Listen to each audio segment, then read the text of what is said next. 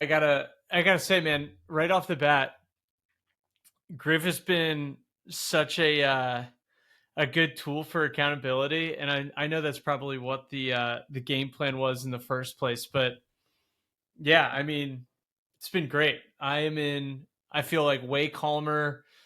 I'm I'm working out a lot more, so I got to give kudos to you. I'm glad. I've been seeing your runs and your check-ins with your Whoop data. And it's been, I know you're training for a marathon. I think the first time we spoke, well, not the first time, but one of the times we spoke, you mentioned that you're training for a marathon. So I was kind of excited for you and wanted you to be a part of Grib. Yeah, man. Oh, thank you for having me. It's been great. But yeah, I'm really excited to get to know you more on here and hear a little bit more about your story and how that ties into Griv. But maybe for those that don't know about you and the things that you've already shipped out in the past and what your background's like, that'd be great. Yeah, so hi everyone. Thanks for having me on, Jeff. I'm Igor. I previously co-founded a company in the crypto space. That didn't end up working out, but I failed a ton, learned a ton. Prior to founding that company, I was had a job in finance at an investment firm in New York City on 57th and 7th. And I learned to code kind of on the side on my own. And I went to like a boot camp slash learned, through like tutorials online, whatever was available at the time. Um, and fast forward to most recently, about 3 months ago, I was looking for my next thing, like what I'm going to do. And Farcaster was top of mind. I've always kept an eye on Farcaster and what was going on there. So I jumped in. Um, I had like about 100 followers at the time, so not much distribution or exposure. And I just started getting involved in the community and shipping a lot of mini apps. Um, One after the next, like Tappy was one that some people might recognize that ended up going viral. Ted ended up sharing it, then she shared it with Dan. Dan shared it, and that's kind of how my uh, momentum started in the Farcaster world. So I kept building up a following, went from like 100 followers to 1,500 followers now.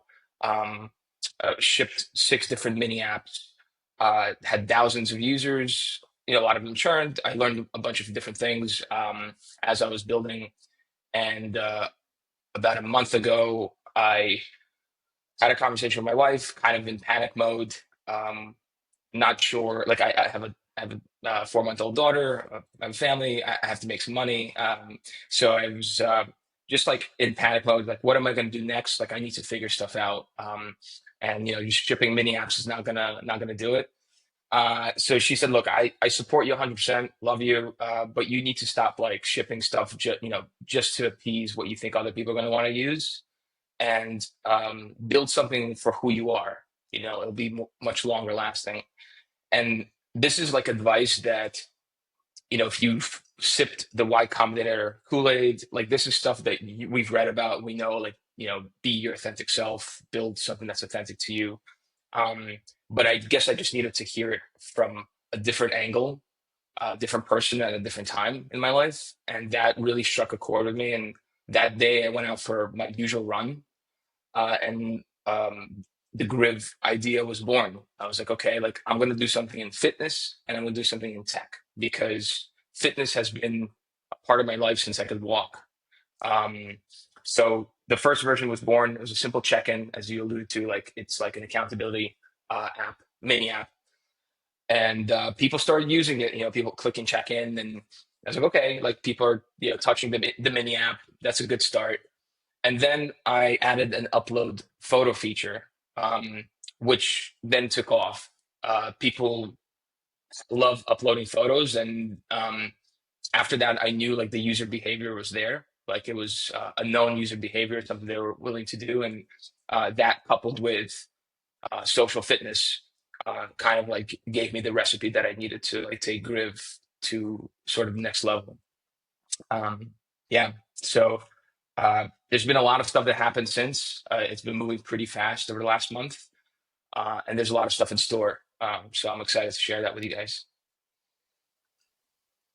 Yeah, no, we'll definitely get into it. But backtracking a little bit, I want to also give a shout out to your wife, and that's a pretty special person for her to be able to support someone that's trying to build something. It's really difficult when there's no stability in the household in regards to like work. And I'm not saying, you know what I mean. And Other stuff, my wife did the yeah, same thing to I could me. lose it. Yeah, but yeah, right, exactly. And right now my wife was literally like, you're on the phone 24/7 with founders, with VCs, with like these people, and you don't get paid for it. Like, start a freaking podcast. This is insane.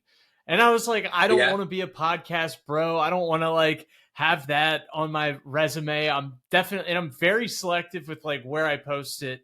And right now, I hardly share it on X. I refuse to do that. I refuse to post it on LinkedIn, like all of those outlets, because one, like I've had 12, this is probably like the 16th episode, right? Like I need momentum before been I on start fire. going out to like you know what I mean? But like I mean, I you've been on also think fire it's too. catered to the thank you, dude. No, I appreciate it, but I think it's there's something to be said about having a strong support system and like having a good wife that is able to say or partner. It doesn't need to be your wife, but Yeah, whatever, yeah, whoever. But just having someone in your corner that's like, you need to do this, make it about you.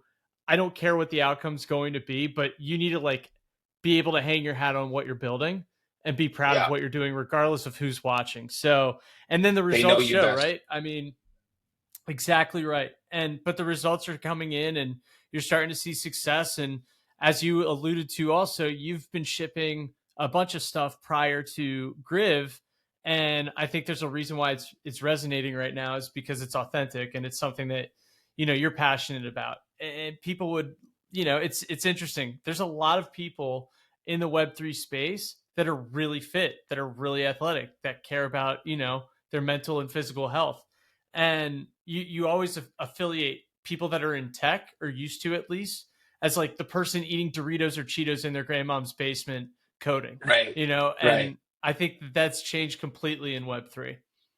Yeah, I think that's very true, especially in the world of crypto, where your mental health is paramount for your success because burnout is around the corner. Um, But a quick note and thank you for giving a shout out to my wife. But my dad always told me that if you were to win one lottery in your life and do one thing right in your life for your, you know, happiness in your life, it just, try to marry the right one. And that was, you know, it. I can't express that enough. I think you alluded to, but it's very important to have a good support system that includes your wife, your family, your friends, whoever you have in your life. I think for all the builders that are listening or whoever is going to listen to this, if you're planning on building something, lean on your support system. That's been super important to me. Otherwise, I probably wouldn't be here today.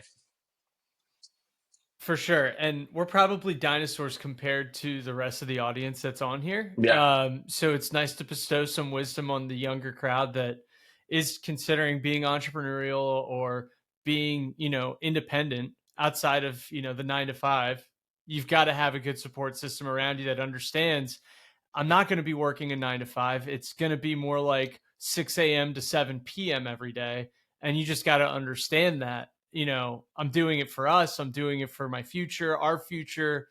That's kind of got to be the mindset for everyone that's involved. It's not just you, but that person that you're with has to be aligned on that. But what I absolutely. wanted to ask you prior to all of this was so you worked in finance before starting to code and Yeah, starting to build, huh?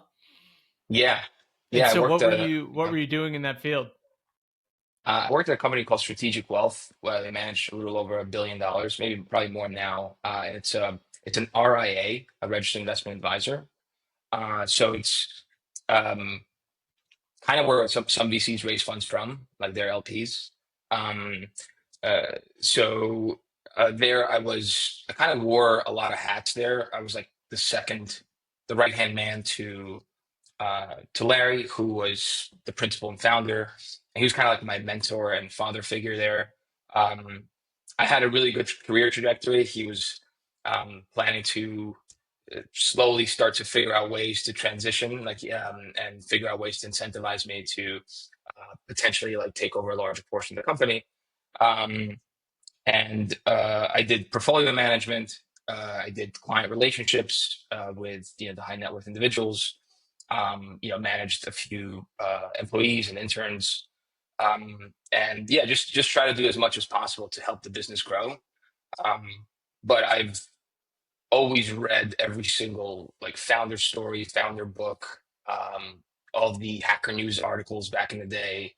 I've had an affinity for building product and founding companies for a long time, and I I just felt inside that it's kind of cheesy, but you're destined for more. You want to build something, but that's kind of how what was burning inside me, and I had to part ways with that career trajectory that was a little bit more stable.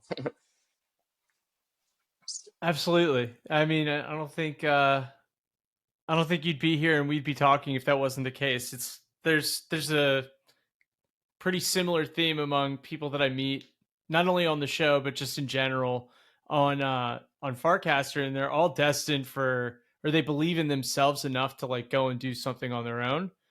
Um, I think that's just the spirit of what we're in. So it's definitely relatable. Um, but yeah, did you just kind of have this feeling? Because I have a similar story where I was working at Morgan Stanley. I was doing Mhm. private wealth management. I got all my licenses. COVID hits, and I'm stuck in my little apartment in LA. And I'm just like, dude, I do not just want to manage other people's wealth and get a piece of the pie from that and just get like that 1%, fee every year on a small book that I'm building alongside, like, I'm a junior partner of a book. And I'm just like, I'm out. Like, there's so much more out there for me, and I'd rather go fall flat on my face than just be a cog in the wheel. Yeah, And it I'm still sounds like trying to you were figure doing that something. out. Sounds like you were doing something very similar to me. I mean, but yeah, I mean, I uh, Quentin Tarantino had was doing an interview once, and he was when he was younger, he worked at like some The video store, Blockbuster, yeah, yeah, Blockbuster, or some like and something something equivalent. equivalent to like a local Blockbuster. And at a very young age, he told himself that um, if I think at a very young age, he told himself that if he was to make money doing something, it should be in the field that he loves, and until then, he shouldn't make any money. So like he he rather work like as a busboy than go and get like a finance job, for example, and like make a decent salary. Like he rather have pain in front of him and struggle in a direction that's not meant for him than like an easy path. Not necessarily that finance is easy, but meaning that like it's a little bit clearer and the steps are there and like the playbook is written. And that also really, kind of resonated with me. It's just at some point you have to pull the trigger and say like, I shouldn't have success until I am doing something that is my own, that's meant for me. Like, because until you find that, you can't be the best in the world at it.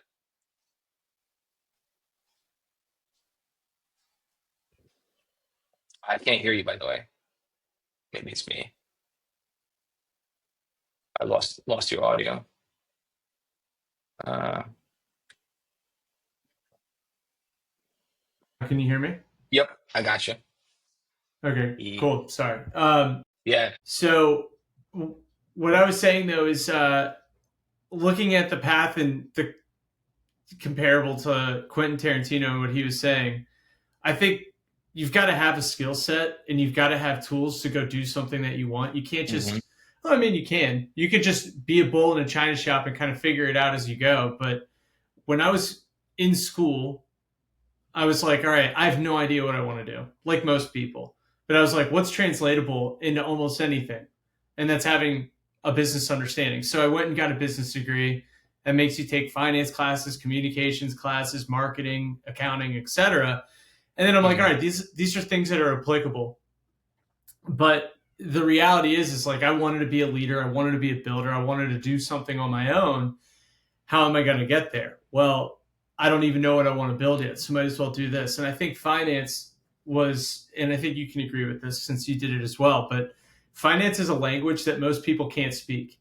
And there's just as important as computer engineers and developers that know code and know the difference between Python and C++ and JavaScript and all of those things. Like I can't speak to that, but if you were to like show me balance sheets and income statements and you know cap tables and term sheets, I can speak that language. So that's a Yeah. skill set and an attribute that I can bring, right? And then I can learn the rest along the way. And I think that's what you're seeing in crypto and Web3 is you're seeing like all of these tools and skill sets merge into one because that's what it's asking for. You have the tech component, you have the like finance component with DeFi. I mean, DeFi is basically everything in Web3 now. Everyone has this like derivative or underlying component to what they're building, which is either rewarding your end users with asset like a currency or a form of payment, or there's just such a larger attachment or need compared to anything else that we've seen. So I think for you it's like going back to your initial point, you had to have those experiences and those lessons um, to lead you to like being a builder today. Yeah. Yeah. I think the combination of skills that it takes to get something off the ground, um, you just have to do it all. Between and I'm in very early stages, but Griv was created through Cursor, which is you know uses LLM models, large language models. People have been coding with them for a little while now, but it's remarkable how powerful they've become and how good they've become. And every single one of my mini apps was, vibe coded. And I don't think at any other part or any other time in the world would I have been able to do that except for now, because I do have an engineering background, but I'm a mediocre engineer at best. I would get, I could get stuck in syntax for days. But because of Cursor, uh, and my understanding of how the engineering components should behave together, I'm able to prompt and move the pieces around to deploy and ship to production, within a day, essentially. Um, and the feedback loop for a builder is the only thing that they have for for a reward. You ship something, and if it's going out into the void, you don't want to ship it again. But what's fascinating with Farcaster is when you combine the MVP ship in a day via Cursor, and then you launch it as a mini app on Farcaster, that loop is shortened from months to days, if not hours. And you can vibe code something, get it to the hands of users, all within a 24-hour clip. And I don't think that's ever happened or been done in any pocket of the internet. And that's why I think Farcaster is so special and why I've been so attracted to it. And I mean, enthralled by it, really. It's like it became an obsession to ship mini apps. Uh, and I hope that more builders and users come to Farcaster so they could experience this flywheel that doesn't have a token in between. Nobody's giving anybody a token for this. It's purely on the dopamine of the relationship between the shipper and the user. Like it's incredible. Yeah, no, I mean, I agree completely. I don't know how many months or years, how long have you been on Farcaster? I signed up probably a little while ago, but I've only became active about 3 months ago. So I've Yeah, been on same here. Farcaster I for three mean, months. I think you yeah, and I that's both kind of started our I journeys. signed up. Yeah. That's so crazy. I signed up mid-April of this year. It's July 2nd right now. So around 2.5 months. And it's been warp speed. The amount of movement, the amount of people that you're able to connect with, and it's crazy. But it's like if you provide value, if you're bringing something more than just slop, and even if it is slop, it's something that resonates with people. You're going to build an audience and you're going to get attention. And I just don't Yeah, think that you can get the same thing. I say this on almost every episode that I do, but it's like you're not going to get the same feedback. You're not going to get the same stickiness if you're really trying to build something on any other platform. I really believe that. I know that there's some disagreements on that, and people are like, it's impossible to build an audience, blah blah blah.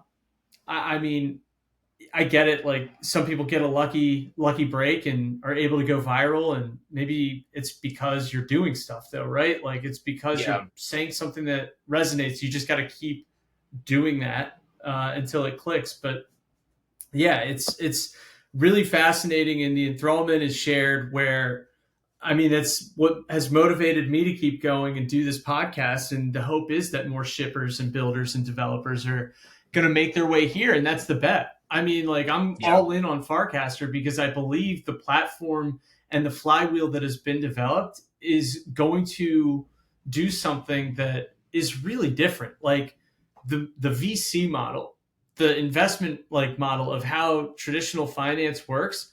I think it puts, if this actually does attract the new developers like it's intending to, you're going to see a completely different model. Like imagine the thought of VCs getting in so early on MVPs. That like goes against their model completely. They are so used to later stage investments, later stage in the sense of like seed to series A. That's where VCs are, that's their risk tolerance, right? And we're building something so early but proving it out. Like for you, for example, with Griv, not like I don't know if you want to talk about the metrics of like what Griv has been able to accomplish so far, but to our like side conversations, personal conversations, like you're getting a ton of daily active users, you're getting a ton of retention, like you're getting all of these things that are provable and that can be showcased if you did want to go raise capital. And that hasn't, like, this early of a stage to get those types of metrics is just, it's not common. yeah. I think you're 100% right. I mean, it's exactly what I'm doing now. I'm starting to have conversations with VCs, and I'm starting to show the metrics, and the kind of proof is in the pudding. it- Everyone knows they're taking a risk at a seed stage. They buy the idea, they buy the founder. But if you could add a slide of metrics to that and say, hey, here's the sandbox I've been playing in. I know it's not the world, but it's kind of a representation of the world. And if I could show you this, just think about what I could do when I repeat it in the real world. And not to say that the forecast is not the real world, but I think the analogy stands. Um, so you're 100% right. It's exactly what I'm doing. And um, in the course of Griv launched 1 month ago, um, like uh, they're yeah, it's insane. I personally, It's as a it's builder, never had. insane because it's like sorry to cut you off, but it's like even our like one-on-one conversations, Igor, where it's like, don't worry about the UI, don't worry about if it's pretty or not.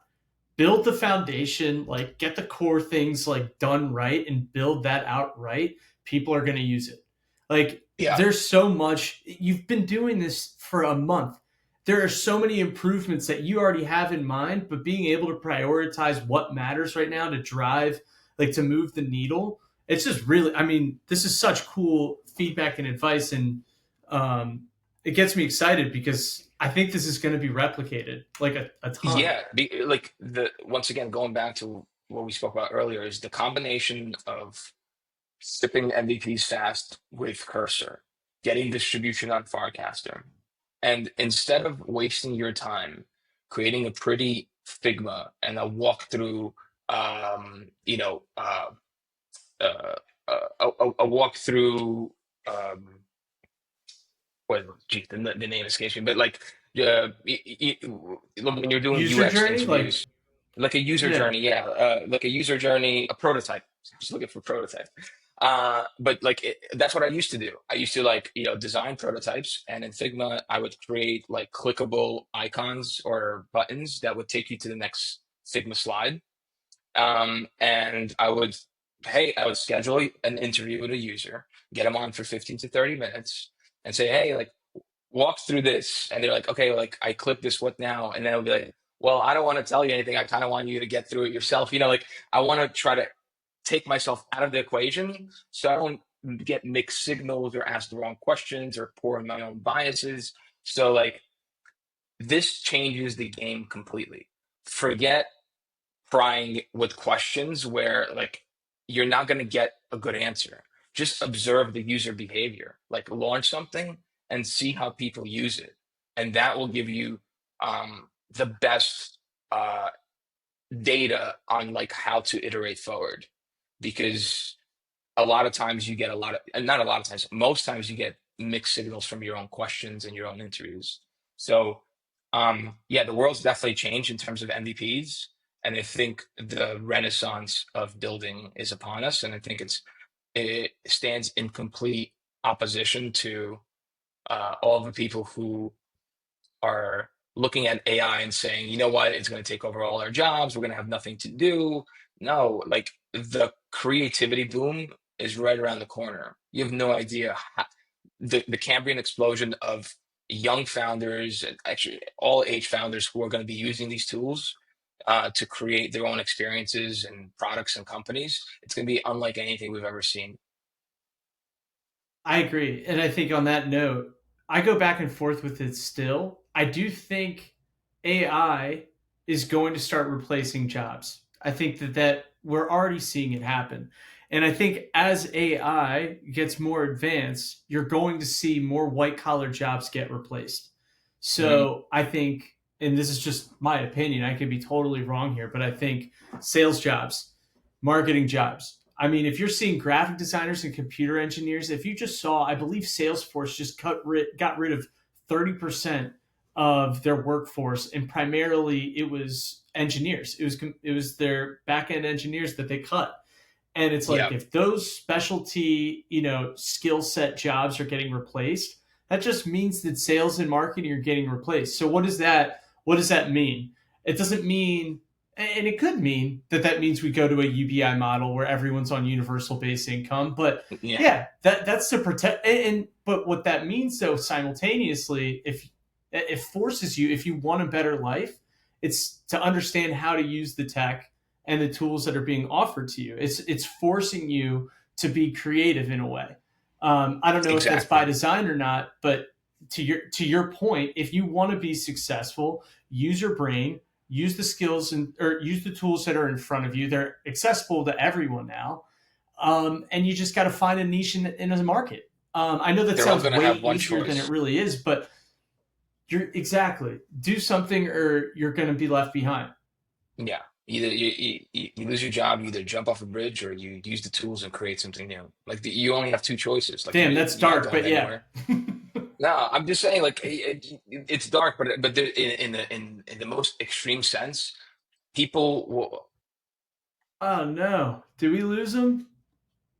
Let's see. I think I lost here. All right, let's pause right here and get Igor back on. Hold on one sec.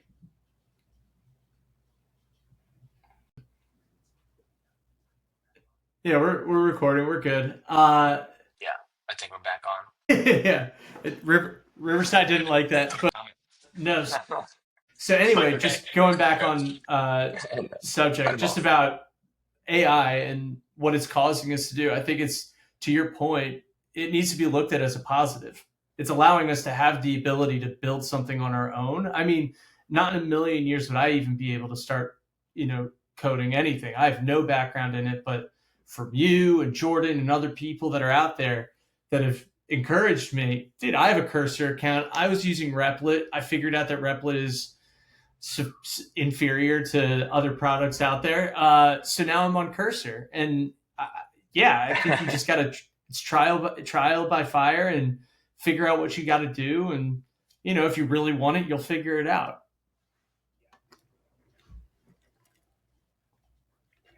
Yeah, I think that's exactly right. Like and we're going to see more and more of that as the tools get better and better.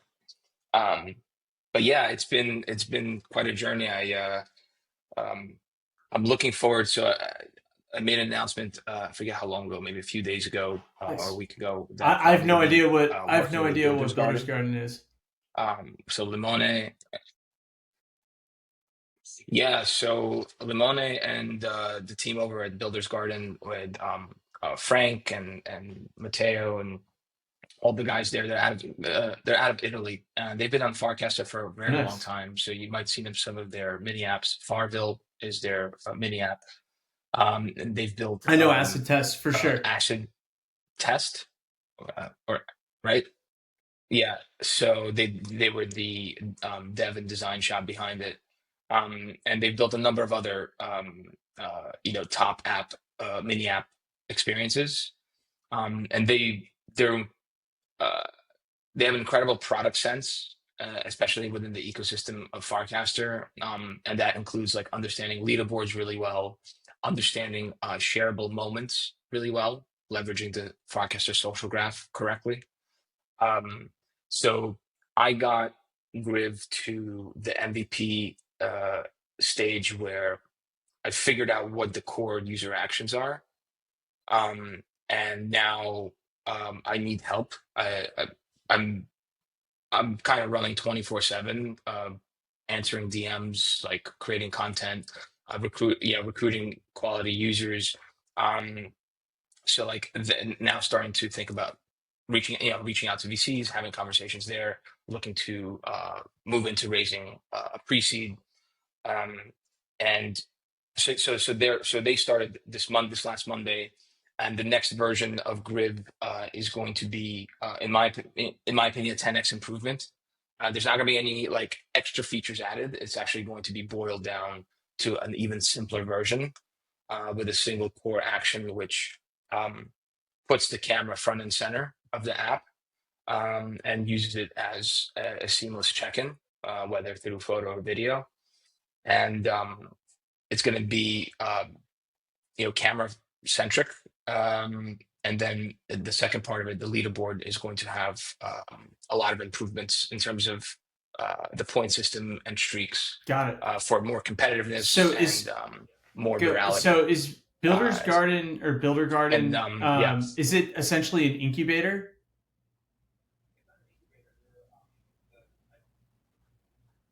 it's not an incubator.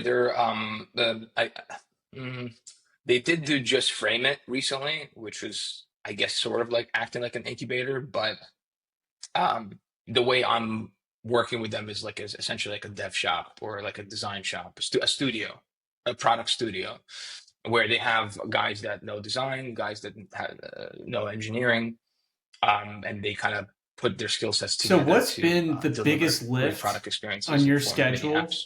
um, when it comes to just okay, MVP's built, it's now out there for the public. Now you're actually operating and running the thing. What do you think, in your opinion, has been the most challenging time management component of being a founder now that your MVP's out there?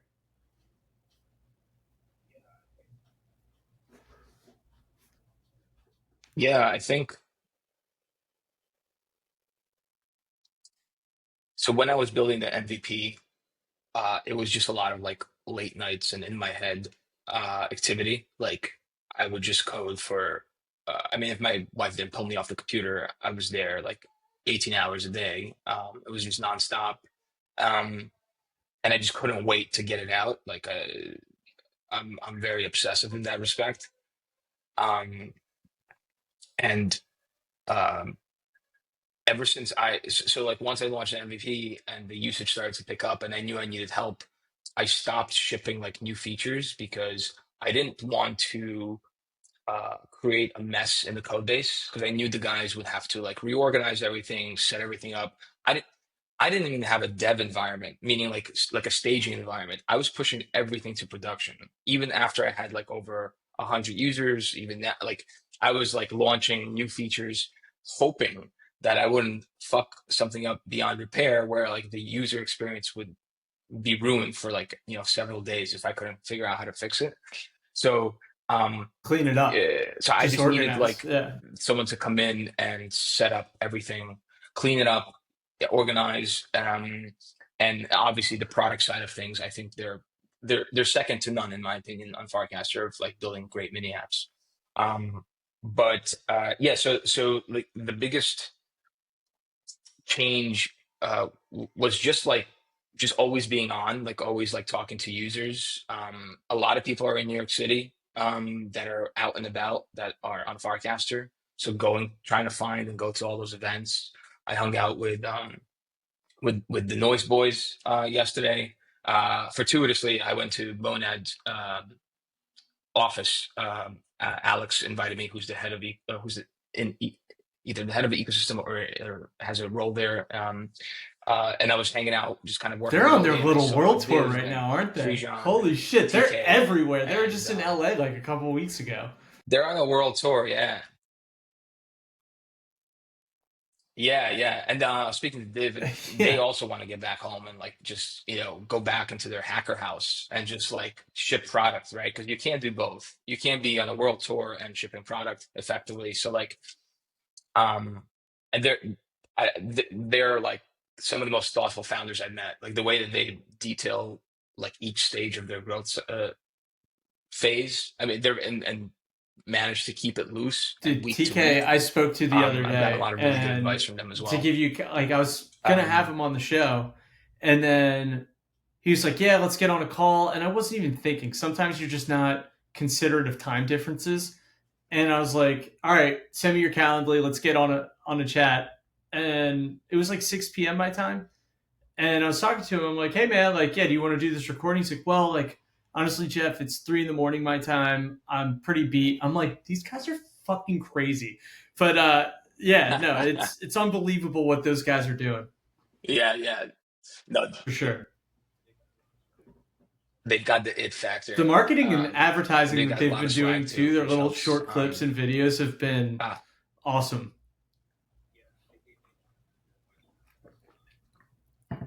yeah, they gave me a lot of really good advice around that. Just like being more absurd, being more controversial, like content. Like you need to be like the voice box, like the microphone of your brand and your company and your product. Nobody else is going to do it, and if you don't do it right, nobody's going to hear you. And product is really important, and there's always been a conversation between like what's more important, product or marketing, and it's just like the simple answer is just fucking both. Like you just can't like go, yes, if you're great at marketing, you have a shit product, it's not going to work. If you have a great product and nobody fucking knows about it, it's not going to work. Like you just have to know how to do multiple things I really think if really you're a well. user, Like this is the thing, like, there's no if question you about that. love video games, right, and you play all fucking day, and you don't know the back end of how to build that video game, it's applicable to anything, an app, a video, whatever. But like you understand as a consumer what the like voice is that's needed to advertise for that thing. So for your point, like for the thing that you're building right now, you're an athlete, you are a trainer, you work your ass off like frequently. So what you know how to be marketed to because it's your product, but also you know how to use it. Like you want to use that product. So what's the I voice mean, that you need yeah. to hear in order to get you to use that product, right? So I think to your point, yeah, like it's just both, but in order to be good at both, going back to your wife, do something that's for you. Like, For you, yeah, it's much easier because then you don't have to find, okay, like if I was doing like uh I don't know, biotech sales or a biotech company and that wasn't like I don't know, that wasn't like part of my DNA. I would be like, okay, like how do I get like some guy to come in and figure out how to market this or uh figure it out for yeah, me. but there's too much of I a gotta plug my disconnect laptop in because it's gonna die. if it's not your thing and it's not your passion. And I think that one way or another, it's going to be exposed. It's funny you say biotech. Like my first job when I was before I went to Morgan, I was working for a merchant bank that was doing private placements for biotech and pharma. And like there was no passion behind it. I was smiling and dialing, calling high net worth people, trying to get them to buy, shares of these private placements. And, they didn't give a shit and I didn't give a shit. And it kind of like came out that way, whether it was intended or not. So if you're passionate about something, I think it's a little bit easier to market it, right? Yeah, sorry, one sec. I'm No, you're good. I just transitioned to a different camera because my battery's about to die. No, you're good. How do I do this? Okay, here we go. Uh, wait, I like that so logo. What's that? I don't even know what that is. FaceTime camera. How come I can't do a FaceTime camera now? Uh, what did I do here?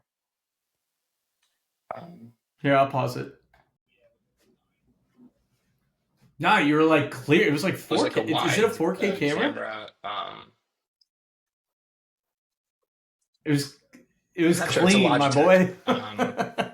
But yeah, this is yeah, this one is my Mac. But I have to like plug in something in the place of my USB-C Yeah, no, cable, no, no, you're so good. I can't But charge at the same what time. was gonna? What were we I'll figure talking it out later. about? Oh, marketing and the importance of marketing and product. But like, yeah, to your point, you got to be good Um, at both. Passion's going to drive both of them, and that's felt and heard by your audience, right? If you do not give a shit about a thing that you're building, it's even if you're faking the energy, it's still subliminally felt. It's going to show eventually. Yeah, it's going to it's subliminally felt, and you'll be exhausted from trying to show that extra energy for something that's not yours. And I've got the scar tissue to prove it. I've done it before, and it's you could you could rally your enthusiasm for the challenge of building something like that's its own like enthusiasm and energy, but that candle can burn out much faster and easier than your own like true self, like what you who you are, how you walk and talk normally throughout the day, and what you're passionate about, what you do. If you're building something in that area that's close to you, your candle burns Absolutely. a lot slower. Um, yeah, man, it's yeah, I'm pretty excited. Like the next phase of Griv, it should be, I'm hoping within the next like 3 weeks, we'll have the new version that's in production and in the hands of users. Uh, and I'm likely going to get a 7-day feature by the Farcaster team, which should, drive more usage at the right time to Griv. Um, I was offered it, but I wanted to hold off on the feature because I wanted to get the mini app to a better place in terms of product, a more refined place. So that's where Builder's Garden came in, and the trajectory. I had to do this for my pitch deck, but I did it really for myself. Phase one is um, phase one is the Farcaster phase, right? You have the mini app. It's going to be refined. It's going to get like the goal is that the mind share for fitness is Griv. Like all anyone who's into fitness should be on Griv when it comes to Farcaster. Then phase two, we have Coinbase Wallet. I don't know what they're going to call it, but that has a lot of distribution. I don't know how sticky that distribution is yet, but um, that would be phase two. They're going to And that's focus on happening vertical on video, Farcaster as well, right? and we'll be I ready know. for that as So you're well. saying Coinbase Wallet's doing that, but it sounds like Dan and V are like prioritizing that too. Yeah, they're also prioritizing vertical photos and vertical videos to make them more adaptable to the text feed. Um, from what if you have the Coinbase Wallet beta, there's like a separate tab that if you click into it, it's just like um, floor to ceiling video, similar to TikTok. Um, so it's going to be interesting to see how this plays out because you have you have two teams in Farcaster, those that like love the text feed and say, hey, like if I wanted to scroll TikTok, I would be scrolling TikTok. which to me makes sense. But I think that's where the power of Farcaster protocol and Snapchain come into play, and front end clients, whether it's Griv or other clients, can exist. Like we go from mini app to iOS, Android app, which serves as the front end client that is built atop the Farcaster protocol.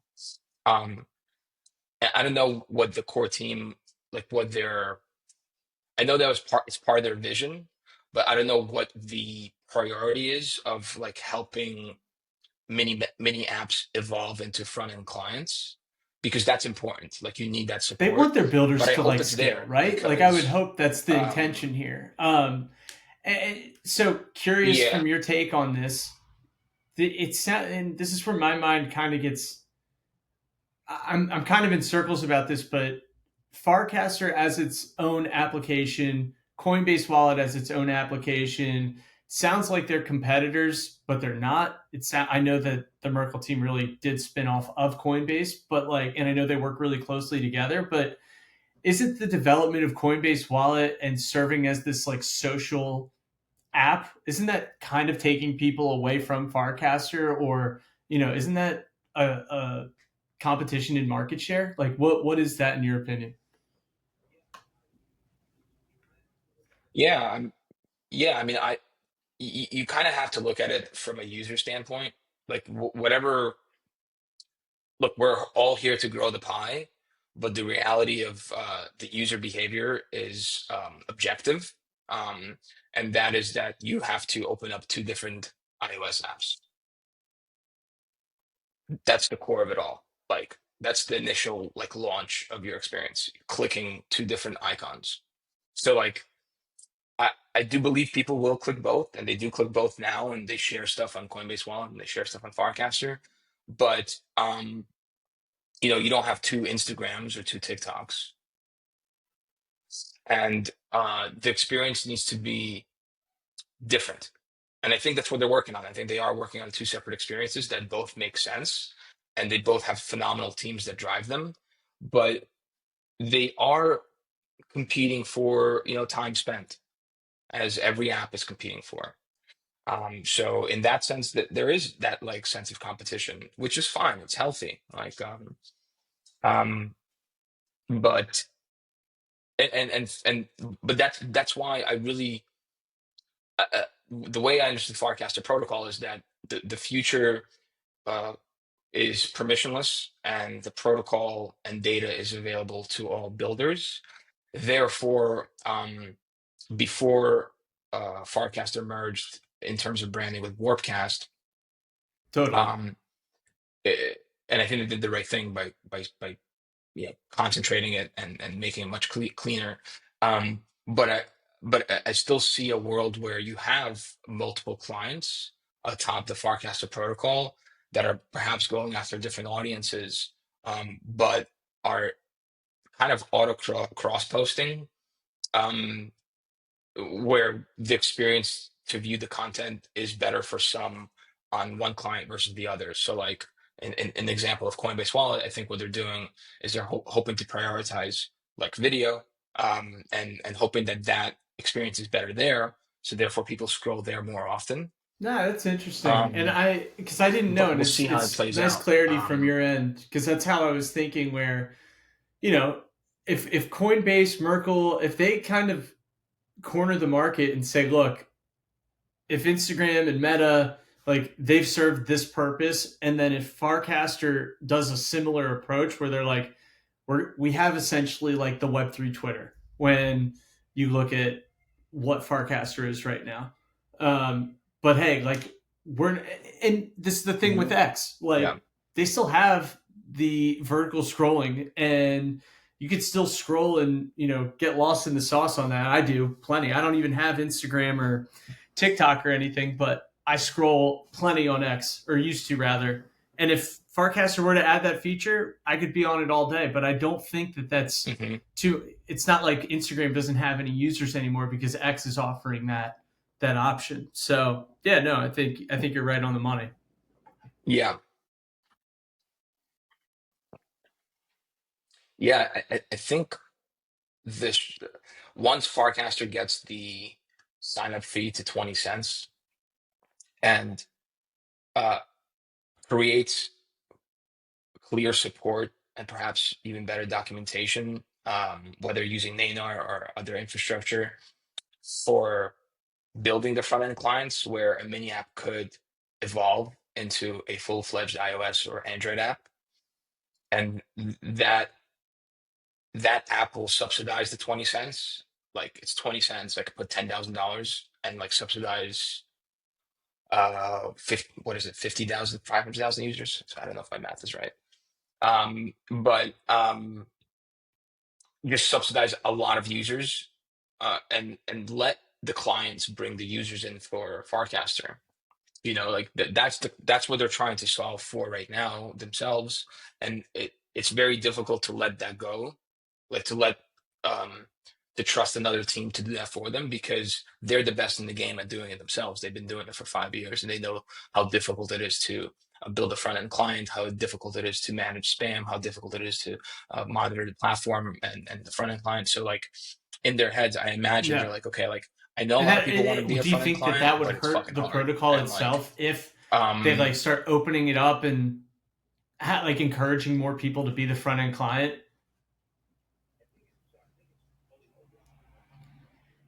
It is I think open, it's but so I you know think what I'm it's saying though, fully like open. because Like I do if they were believe to that. start building It- other, Farcaster app equivalents, like what is that user experience going to be like on the Farcaster protocol? Because it's hard as shit, to your point, and they've kind of mastered that craft because they also do have a 5 year head start on building on the graph.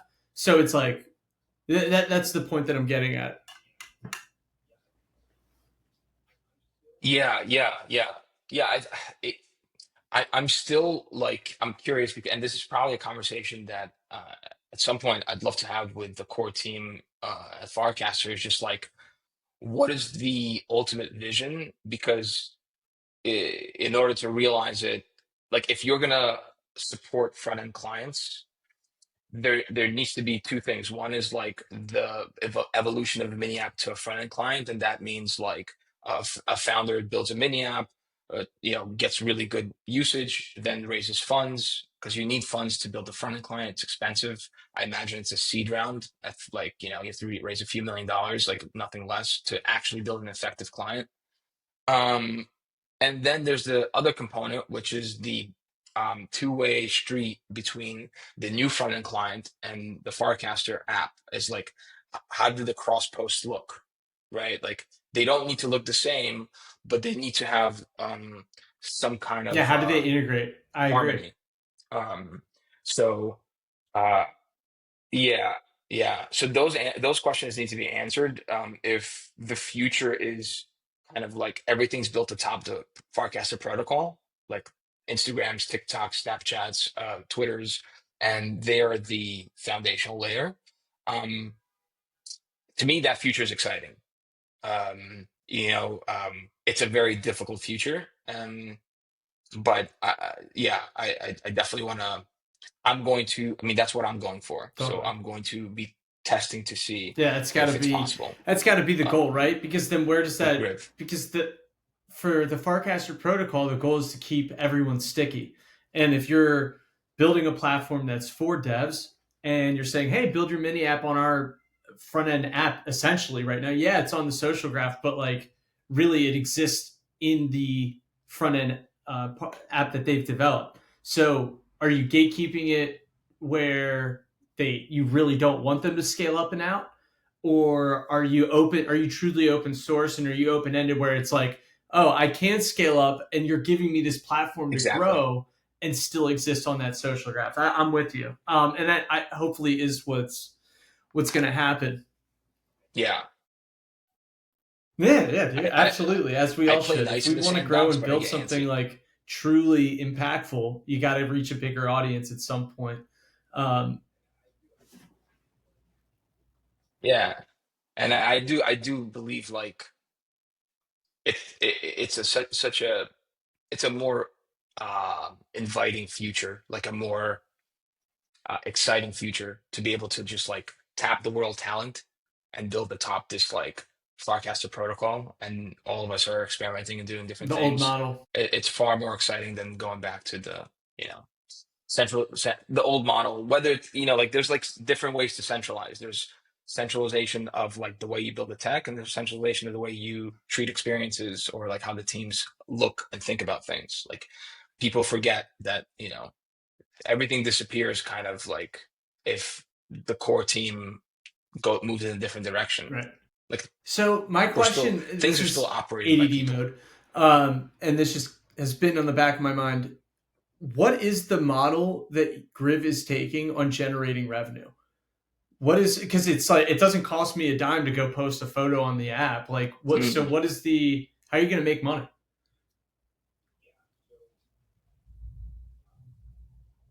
Yeah, so um, there are a few ways. It's a little bit far from the monetization phase. There's still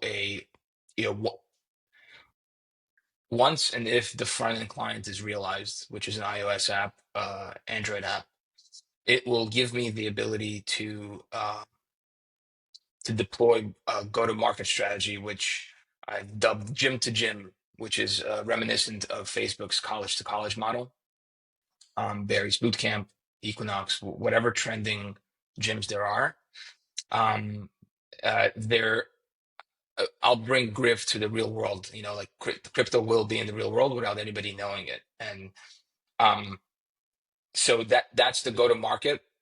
As in the next growth phase. A little bit far from that right now, but in terms of monetization, it would probably happen in a few ways. It would always happen in a very like deliberate testing mode, like meaning like I will try different things as we're growing. One thing is drops, like exclusive merch drops. I'm not. I don't think I want to give out merch. I think I want to create quality merch and sell it. Um, I don't know if that's going to work out longer term as a strong revenue stream, but there's been some users that are talking about Griv merch already.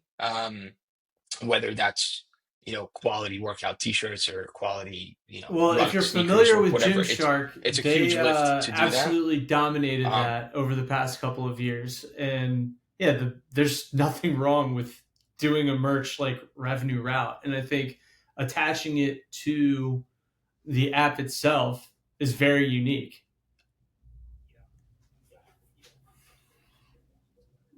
yeah, yeah, I'm staying super flexible on that idea because there's only so many things you could do well at once. But uh if in the future there is a designer that's dope and he wants to share 50% of the revenue, and I have enough of a dent in the world at that time and enough of traction for it to make sense for that designer, then the collabs maybe will come from that.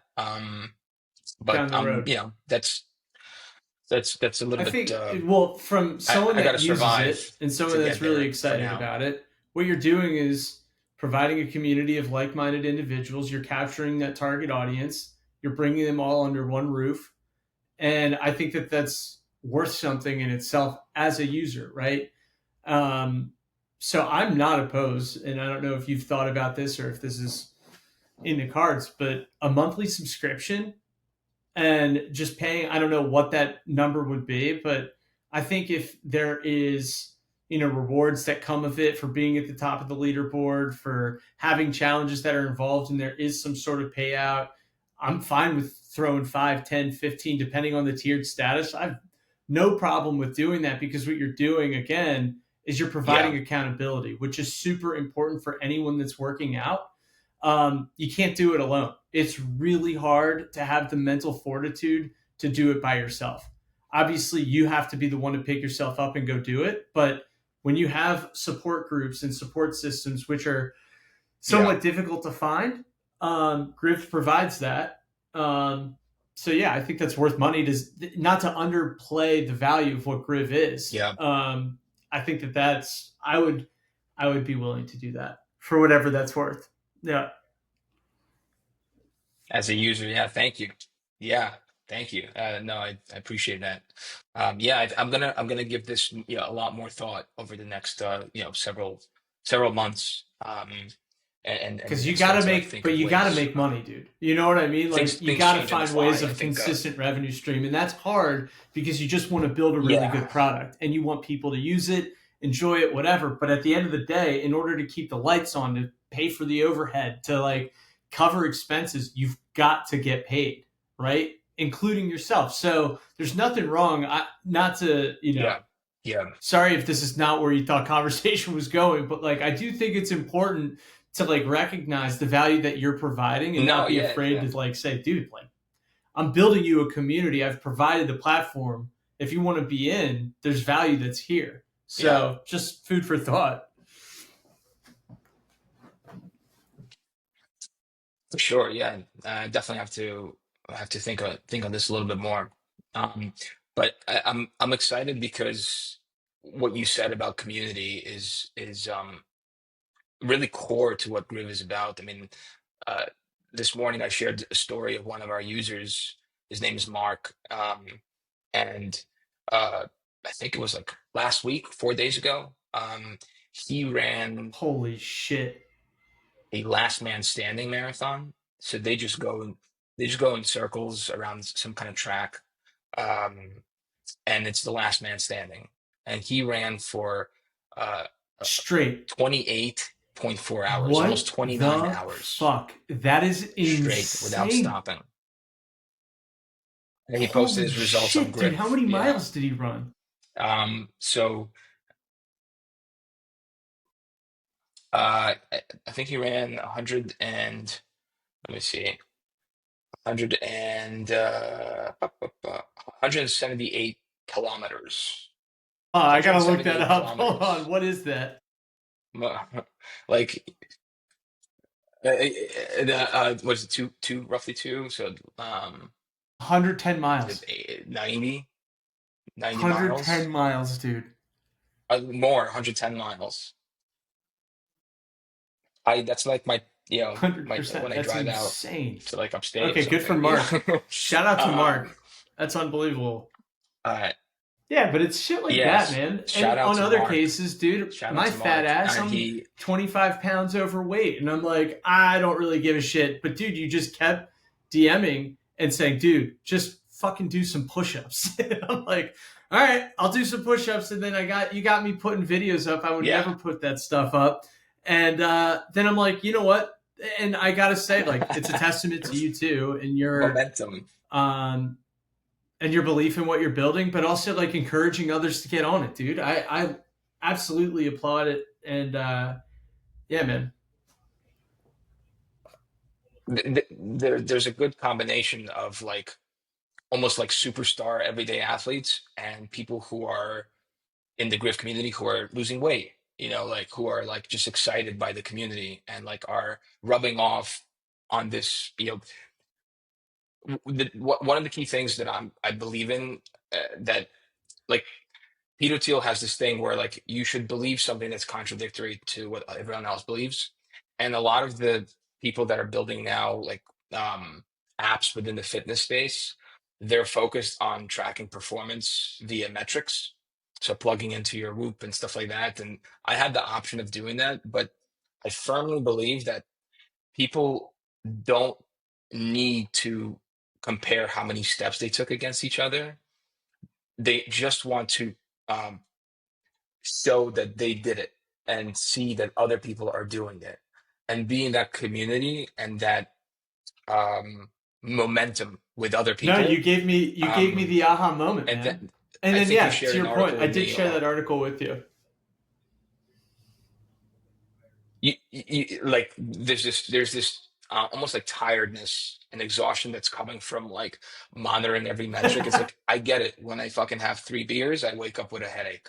Um, but what's really cool is the community. What's really cool are the people that you see run 28 hours straight. What's really cool is when you see someone that was 280 pounds and is 185 now, and they're running up the hill. Like what is really cool is the girl out of Stanford who's on the basketball team, who's like hustling while studying and still working out and keeping our mental clarity.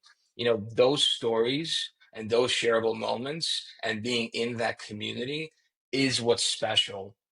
You know, and it's what's And happening think on about, Griv. dude, And it's not, I initially, sorry to we're cut you not off, but comparing initially steps my here. We're built, mindset yeah. was trapped in that, matrix of what you were describing prior to, of being like, I gotta, the only way I can earn is if I out, pay someone. I'm not gonna beat the dude that's doing 110 miles for 28 hours. Like, I got no shot of, but where you level the playing field is if you do your shit, if you're outside and you're active, if you post, even if I don't want to take a gym selfie, I can still put, um, I can still put the stats on my Whoop and still get points. And so you've leveled the playing field where it is truly about community accountability of just doing shit. And I think that's where it's really unique in the approach, is you're taking the contrarian, approach here and saying, fuck what everyone else is doing. Like, what? You're just going to compare steps. Well, that's going to discourage other people that may be at a different part of their journey. I'm not going to compare. I can't go step for step with a dude that's running for 28 hours, right? So, Yeah. I just realized that I yeah. haven't even given the overview of like, for anyone who has never used Griv. Uh, so Griv is social fitness. People upload photos as their form of check-in, which gets shared onto the Farcaster social graph and your normal feed.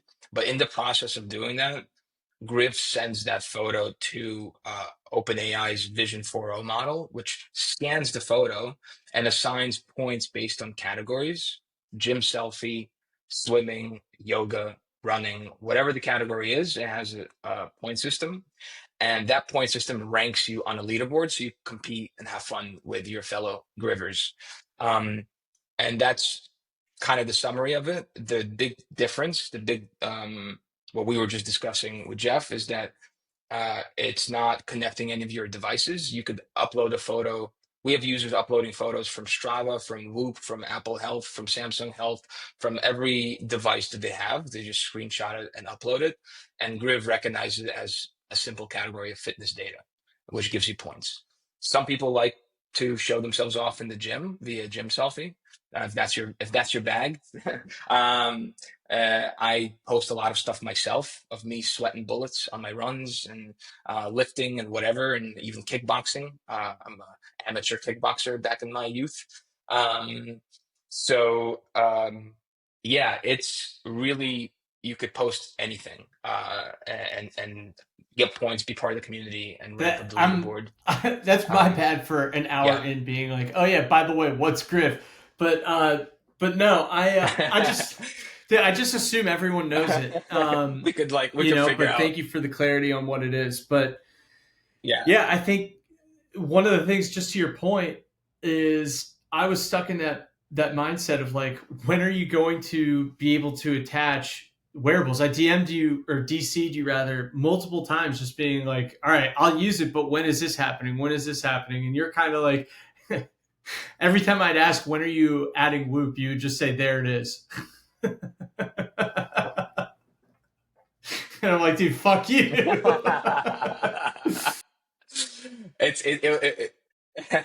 It was like when Matt When they were Stone and Trey on Parker acid went and to wearing dresses. the Emmys. Yeah.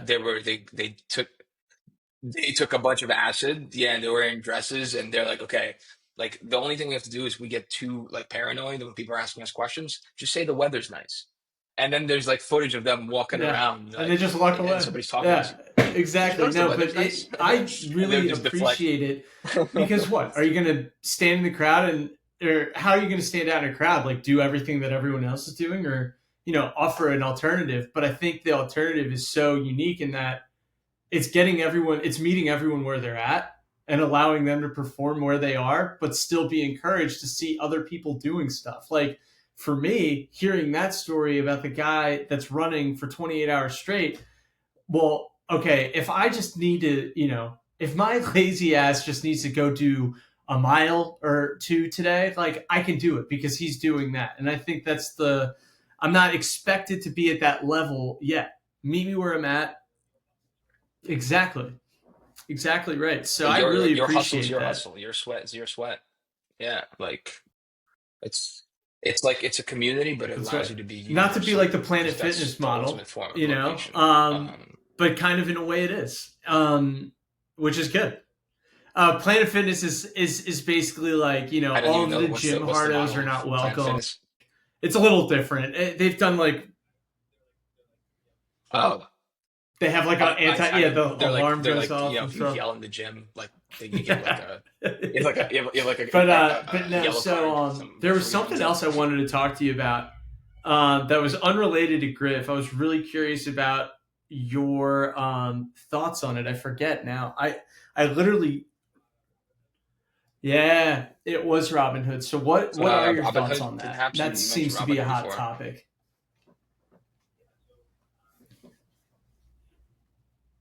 Yeah, so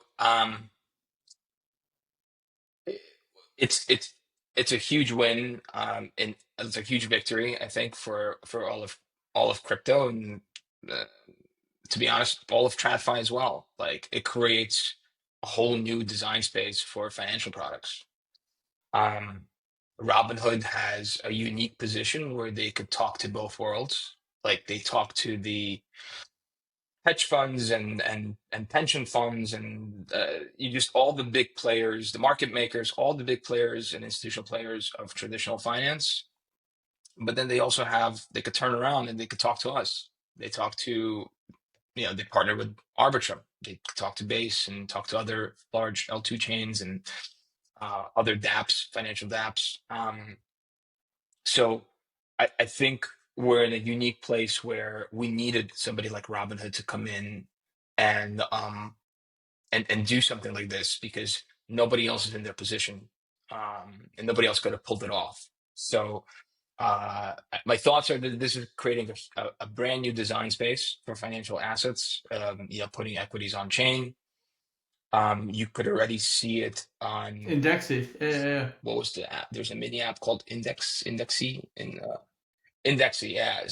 I was floored. It was the guy already somebody already launched the mini app that's related. I think you still can't like buy the actual um underlying on-chain stock, but you can I forget what the limitation was with the mini app, but the fact that he already launched the mini app like instantly and ready to iterate as the news comes out, as the dev docs come out from Robinhood and Arbitrum or whatever chain it's going to be on, that's it right there. Like the builders are hungry and they're going to latch onto this and they're going to create some really awesome stuff.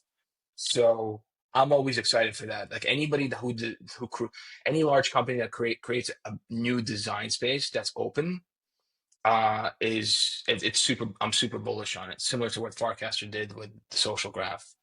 Um, so yeah, man. His also Vlad's suit was like fucking. Did you see the video? The striped suit. Uh, to me, that suit scrammed that he didn't ask for permission for That's right. OpenAI or No, SpaceX so here's stock the to put it on thing. I chain.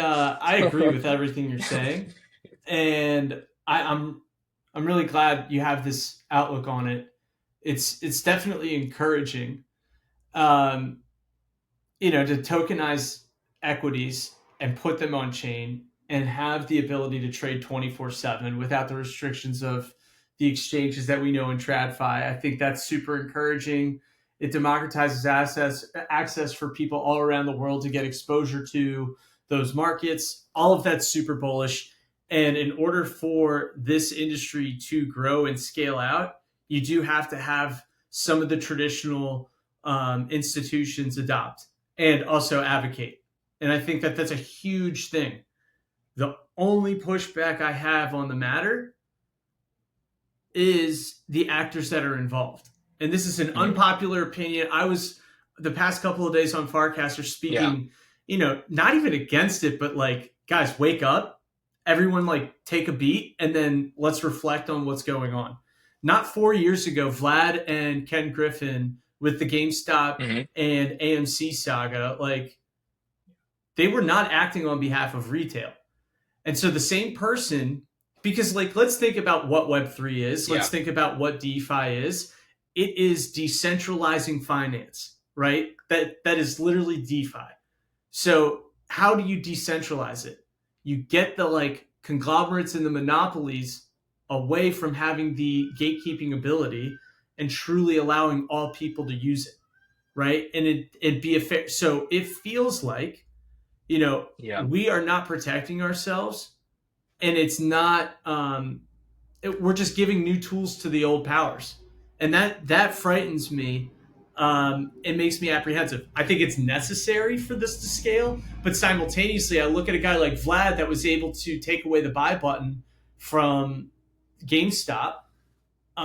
That fucking startles me a bit. Yeah. I think everyone blindly, like everyone is a generalization, but I think a lot of people are like so excited and need the wins for this thing to scale up. Totally agree.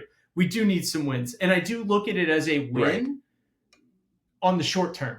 Long term, what are the effects and consequences of allowing those Yeah. very same people that screwed retail over? I mean, if you were in that AMC GME situation, you were on pace. You were doing it the right way. People that were learned to buy call options, learned how to sell puts, learned how to like play the options game, and they beat them and caught them sleeping. And then because they got caught sleeping, were able to pull the rug and halt trading and do all of these fucked up things. That's actually what made me really like stop trading equities. I got out of like traditional anything, like any Yeah. securities that were offered on traditional markets. I pulled out of, and I put all of my assets in crypto because of this very occurrence. So there's a little bit of a bias and vendetta against Robinhood specifically. Like I used to be a Robinhood user, I used to Hmm. I XYZ, see. but Yeah. now I'm like, dude, Yeah. Yeah. this very same guy that screwed retail over is now getting praise. Like I've got my concerns, but that is not like completely against what you were saying. I actually agree with you on 90% of what is being said. It's just like we're putting so much power in the hands of individuals, which is what we didn't want in the first place with Web3. Yeah. Yeah. I mean, I think you have, uh, and retail has every right to kind of have their hairs up, in the back of their necks, and just like be very cautious when it comes to Robinhood because of some previous acts. And yeah, it's it's it kind of just goes to the natural relationship of like an entity that has its own, um what it's profit based, it has its shareholders. Like there's something that pulls them in a certain direction, like that their decision making. And a lot of times that's at odds with, um things that would be good for retail, or things that would be good for certain users. And that's not excusing it. Um it's just highlighting that a lot of times when we think about these actors, we try to like give them a face or a name, or like it's this guy, or it's that guy. But in reality, it's really the structure of the incentives. Um, and I agree with you. Like, there and needs to be also caution, and should not be also thrown to it the can't wind. also be directed And at one what would individual. be It's not really like I'm looking at Vlad being like, you're the only monster and you're this asshole. Like, dude, if I was in his shoes and I had the yeah, pressure of Ken Griffin breathing down my neck saying, if you don't fucking do this, like we're gonna yeah, have consequences, yeah, like I may buckle. Like I'm not gonna sit here and say I'm this perfect like human that's got it all figured out by any means, but I hear you. I remember when I was working at the RIA. They were calling us up like day after day and asking uh if we had any Robinhood shares to like lend them, because there was such short interest on Robinhood. It was like Robinhood hit like I think $4 or something. And, like it's at 90 now, but like, um like a lot of like TradFi was against Robinhood back in the day.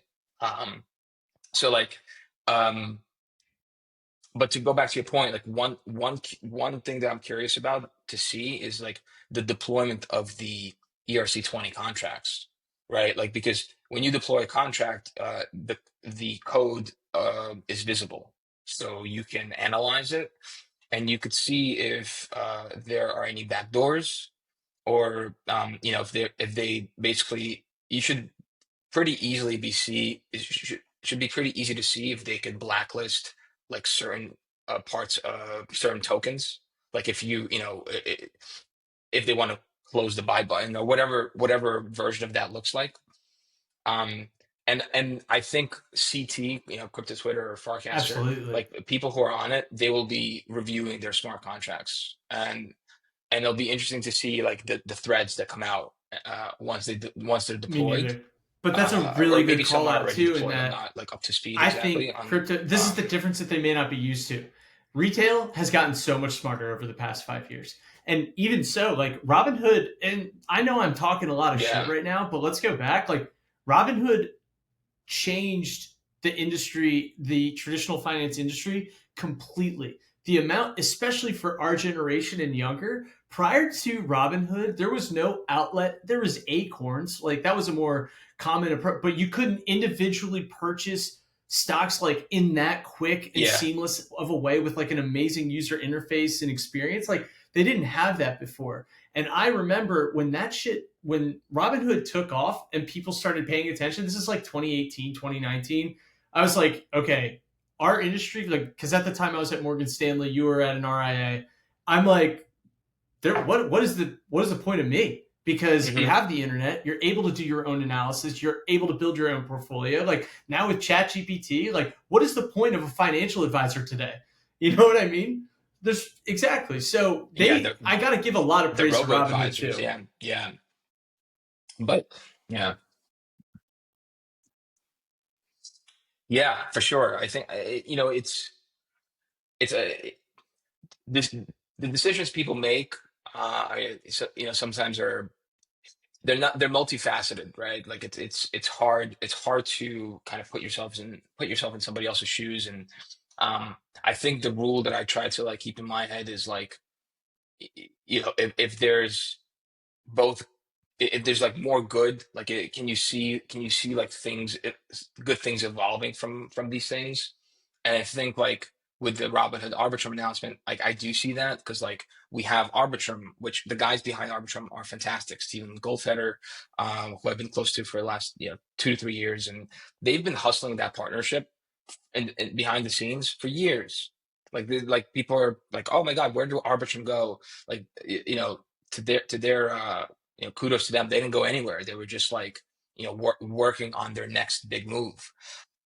So I think it it's a huge win for crypto, like to have that come on chain via Orbit, which will be probably built in Rust, which is a more performative language. Um, uh, you know, so I'm excited. I'm excited for all of it. I'm excited for consumer crypto. That's kind of the space that I'm uh, personally growing right now, and with Griv. I think we're at a point where an app can Yeah. exist as an app, not as a DApp, not as a mini app, just a fucking app. And it's not on, there's no on chain, there's no crypto, there's no jargon. You're just using an app, and you're just using a regular app. All the payments, everything's abstracted away. At no point in the process are you, seeing that you're, anything related to crypto. And that's not to say that crypto isn't cool or blockchain isn't cool. It's just that like the user experience should not be bogged down by jargon or extra steps. And B, the reality is that crypto did create a PR nightmare for us founders. I mean, we were part of that as well, but like the average consumer, average user, when you say crypto, they shudder. Like I either lost money on it, or it's about like Bitcoin or whatever their perception of crypto is. So like when you say like on chain or crypto, and like, hey, by the way, like this social fitness app is running on crypto rails in the background, and it's tethered to the blockchain, or it uses some elements of USDC, which is connected to the blockchain, that helps it with distribution. Like, use crypto when your user experience is improved 10x. Don't use it as like a front facing selling point, which I think all consumer crypto builders are going to be forced into, because it's no longer like, besides maybe raising funds, it's no longer like a an attractive thing to say to your end I user. agree. So I think the world is healing. I think we're getting to a good place. I think design space is increasing, and we're going to see some really incredible 100%. things And I come out of appreciate the crypto over the context next five and to 10 years. perspective on this Robinhood Arbitrum partnership. I couldn't agree more, and it's really cool to hear your perspective, because I'm sitting here kind of fuming. Like, how are we able to, just trust this institution with what, like, I thought was supposed to be the place for retail, and then screwed us over 5 years later. They're coming back, but they're coming back in a big way. So I'm open minded, and Yeah. it's because of you, Igor. So I appreciate it. But no, I think that we're also. I try and keep these at like No. an hour. We've already gone over them. I just looked at time. But Igor, I appreciate you so much, man. Congratulations Yeah. on the launch and everything that's coming your way. Obviously, I'm on the app, so I'll be seeing you on there. Thanks, Jeff. Yeah, for sure. See you more in the app, and I'm super excited for you as well with Startup Radar and the product that maybe most people don't know that you're working on. I firmly believe that it has the potential to become very big on Farcaster, because of what the things you and I spoke about, the two sides of, bunch of builders, like, capital, and like I having a can't I product in can't between thank you that. enough, and I'm probably I'm going to I'm super be excited for you. calling you right after this, asking for help and questions and all the things in between. So, absolutely, likewise, man. Thank you so much for making the time. I'm here for you. All right, Jeff. Cheers. Cheers. Bye.